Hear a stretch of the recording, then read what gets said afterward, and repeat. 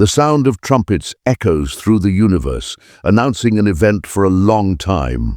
In the heart of the Middle East, where civilization was born, the great Euphrates River holds a dark secret. 4 fallen angels, imprisoned since time immemorial, await God's command for his liberation. When this day comes, humanity will face tribulation like never before seen. But who are these angels? Why were they imprisoned? And what will be the impact of your liberation? Get ready to unravel this terrifying prophecy of the Book of Revelation and understand how it connects to the final destination of the world. Long before the creation of humanity, a war broke out in heaven. Lucifer, the angel of light, rebelled against God and dragged him a third of the heavenly hosts. These fallen angels were thrown into the depths, but some received an even darker destination. The Book of Revelation tells us that 4 of these angels were not only expelled from heaven, but imprisoned on the banks of the great Euphrates River.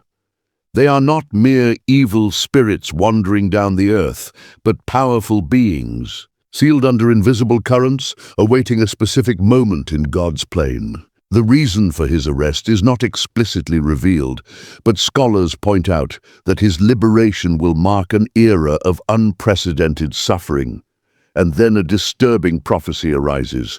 When the 6th trumpet sounds, these angels will be freed. But why? What will be your purpose? The Apocalypse describes that when released, they are not alone. They are at the head of an army of 200 million knights, spreading death and destruction throughout the earth. Is the prophecy already being fulfilled? And what is the meaning of the drought of the river Euphrates these days? Over the centuries, the Euphrates River has been a symbol of life, fertility, and great empires. Babylon, Assyria, and Persia thrived their banks. But now, something alarming is happening. The river, which has been vast and imposing, is drinking rapidly. Was it just a consequence of climate change, or is there a prophetic meaning behind this event? The Book of Revelation, in chapter 16, verse 12, speaks of a crucial moment in recent times.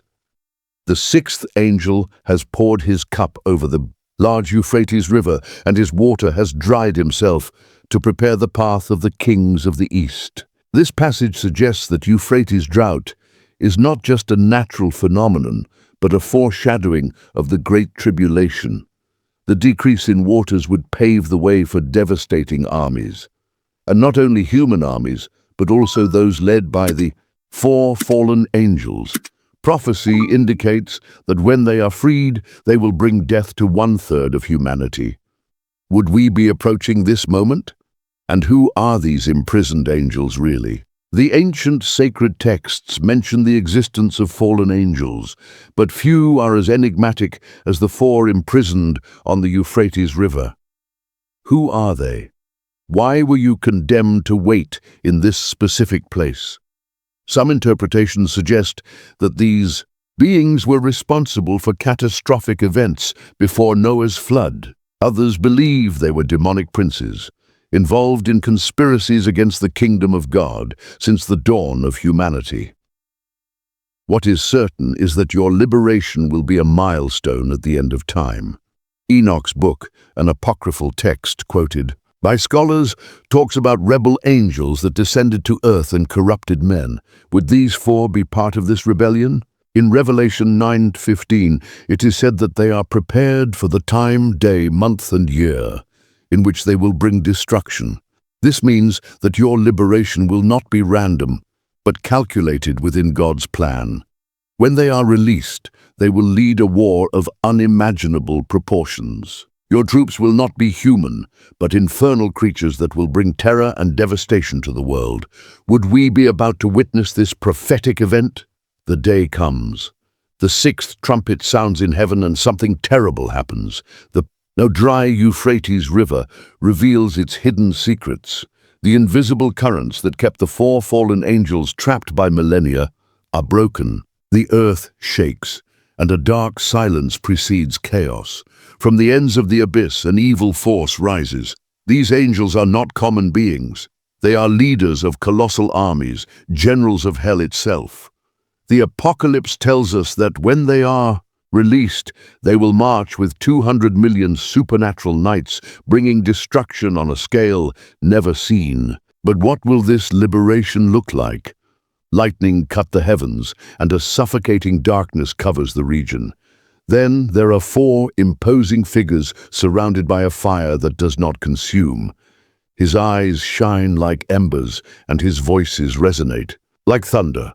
They were waiting for this moment since ancient times. The war begins. Humanity watches terrified as these armies advance. But who are the knights who accompany them? Would they be demons, or something even worse? The world was not prepared. The moment the 4 fallen angels are freed, something beyond human understanding happens. From the distant horizon, black clouds form and cover the heavens. But they are not ordinary clouds. They are the armies of the abyss, ready to march under the command of these dark angels. The Apocalypse describes these warriors as something that was never seen before.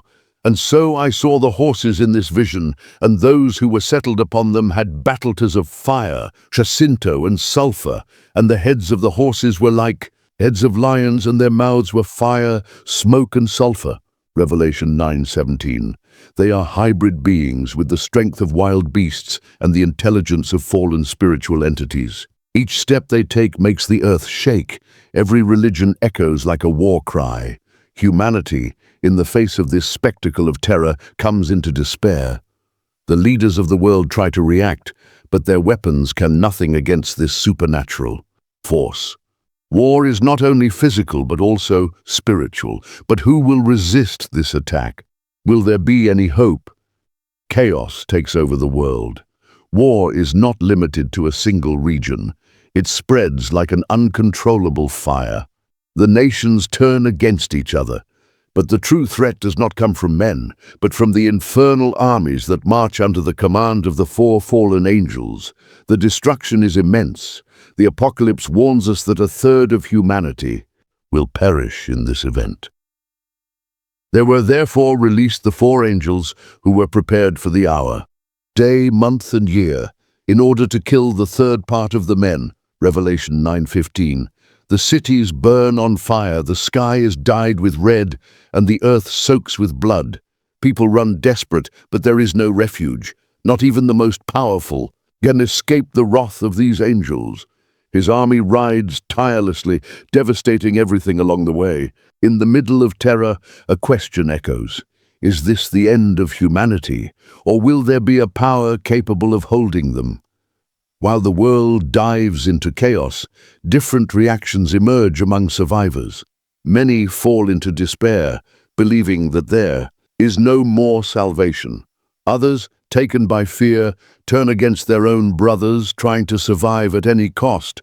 But there are those who perceive something beyond destruction, a call to faith. In the ruins of the cities, small groups of people begin to seek answers in the scriptures. They remember Jesus' words about the end of the time and realize that everything was prophesied. And there will be great earthquakes in various places, and fames and pests, and there will also be amazing things and great signs of heaven. Luke 21:11. Is humanity faced with a dilemma, giving in to terror and getting lost, or relying on the promise of redemption? In the midst of devastation, some spiritual leaders rise and begin to preach the hope of Christ's return. They claim that this war, as terrible as it may be, will not be the definitive end. But will there be time to regret, or have the fallen angels decreed the fate of humanity? The signs of the final outcome begin to emerge. While the fallen angels and their armies continue their devastating march, something unexpected happens. The sky, which was once taken by the darkness and smoke of cities in fire, begins to open in prophetic visions. Those who still keep the faith feel a change in the air. The words of the Apocalypse echo in their hearts. Behold, I come without delay. Keep what you have, so that no one will take your crown. Revelation 3:11. Those who believe they realize That battle is not only of destruction, but a test of fidelity to the Creator. Meanwhile, the fallen angels, realizing that their mission needs to be completed, order a final attack, gathering forces in a last attack against humanity. But there is something they didn't expect. Prophecy points out that his defeat had already been sealed since the beginning of the times. The confrontation between darkness and light approaches, and those who keep faith feel that something grand is about to happen. In the midst of despair, a new hope arises. Those who still believe begin to realize that they are not alone. The spiritual battle that unfolds in heaven begins to influence the earthly world. The good, which seemed crushed under the weight of destruction, awakens in previously discredited hearts. Prophecies begin to align, and those who have studied the scriptures understand that the four fallen angels, despite their overwhelming power, are not invincible. A new army begins to form, but not an army of weapons and destruction, but of faith. While demonic armies are preparing for the final blow, the Lord's chosen ones gather. They know that they will not overcome by their own strength, but by a much greater promise. Then the sign of the Son of Man will appear in heaven, and all the tribes of the earth will regret, and will see the Son of Man coming upon the clouds of heaven with power and great glory. Matthew 24:30. The final war is about to happen. The moment of the great decision is approaching. The world is on the edge of collapse. The four fallen angels, guiding their infernal armies, position themselves to the final blow against humanity. Terror and destruction seem undeniable, but then a flash cuts the heavens. Prophecy is fulfilled before the eyes of all. The Son of Man approaches. The earth shakes, the heavens open, and an overwhelming presence manifests itself. The fate of humanity, once uncertain, is now revealed before God's promise. Those who kept faith fall to their knees, not out of fear, but in reverence. Those who doubted feel the weight of their choices. The armies of the darkness, which seemed unlawful, hesitate for the first time. They realize that despite all their power, there has always been something greater than them. The battle that seemed lost now takes a new course. God's righteousness manifests itself, and the great decision approaches. What will happen next? Can the fallen angels resist the supreme power? The sky illuminates like never before seen. The sound of trumpets echoes through the universe, and an army of God descends in glory. Ahead, mounted on a white horse, is the one who has been promised from the beginning, the King of Kings, the Lord of Lords. The four fallen angels, who for so long awaited their liberation to spread chaos, now find themselves in the face of the absolute power of the Creator. Their armies, who mercilessly marched against humanity, hesitate. The terror that previously imposed now returns against them.